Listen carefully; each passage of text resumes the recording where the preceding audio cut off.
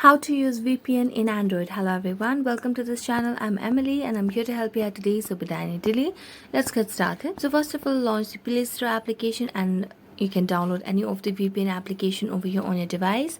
So you can just search for any of the VPN application over here. Here I've just installed the Turbo VPN application. You can choose any of these VPN application that is more convenient for you. As I've already installed this application, I'm going to tap on the home screen and I'm going to go back and then tap on settings, and as I tap on settings, scroll down to connection and sharing, and as I tap on that, scroll down and tap on VPN. As I tap on VPN, you just have to toggle on this VPN and then you can just select the VPN that you want to add.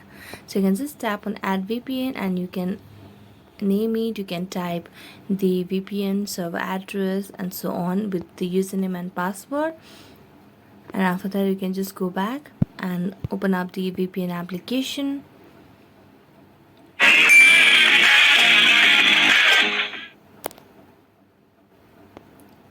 And as you open up the VPN application, you can just tap to connect over here. And then tap on OK and give the access. So it is finding its best and fastest server over here right now. After that, remove these ads